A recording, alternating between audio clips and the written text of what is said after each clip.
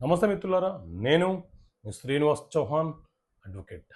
మిత్రులారా, కింది కోర్టులు క్రిమినల్ కేసులలో కానీ సివిల్ కేసులలో కానీ తీర్పులు ఇచ్చిన సందర్భాలలో మనం పై కోర్టులో అప్పీల్ చేసుకునేటప్పుడు ఎంత కాలంలోపు అప్పీల్ చేసుకోవాలి? సో మిత్రులారా, మన దేశంలో లిమిటేషన్ యాక్ట్ కాలపరిమితి చట్టం 1963 అనే చట్టం అమలు ఉన్నది. ఈ చట్టంలో కొన్ని సెక్షన్లతో పాటు మరికొన్ని ఆర్టికల్స్ కూడా ఉంటాయి. అందులోని ఆర్టికల్ 115 ఏం చెప్తుంది అంటే, ఏదైనా ఒక క్రిమినల్ కేసులో కింది కోర్టు ఒక నేరం మీద విచారణ జరిపి నేరస్తులకు శిక్ష విధిస్తే వాళ్ళు డిస్ట్రిక్ట్ కోర్టులో అంటే సెషన్ కోర్టులో అప్పీల్ చేసుకోవడానికి 30 రోజుల కాల పరిమితి ఉంటుంది. అదే ఏదైనా ఒక నేరాన్ని డిస్ట్రిక్ట్ కోర్టు అంటే ఒక సీరియస్ అఫెన్స్ని మాత్రమే డిస్ట్రిక్ట్ కోర్టు విచారణ చేస్తుంది.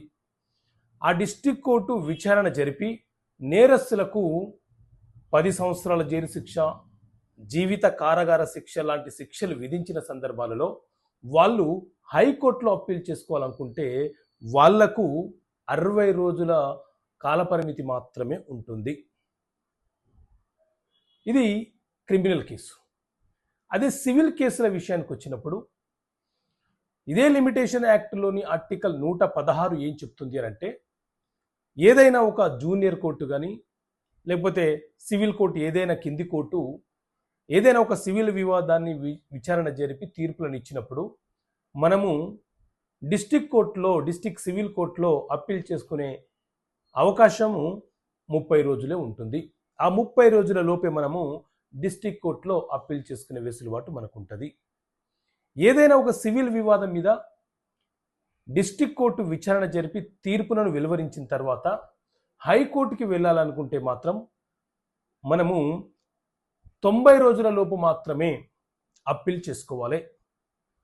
ఆ 90 రోజుల కాలపరిమితి దాటిపోయిన తర్వాత అప్పీల్ చేసుకుంటే దానికి గల బలమైన కారణాలను మనం చూపిస్తూ న్యాయస్థానానికి సంతృప్తి పరచగలిగితే తప్ప అప్పీల్ చేసుకోవడానికి అవకాశం ఉండదు.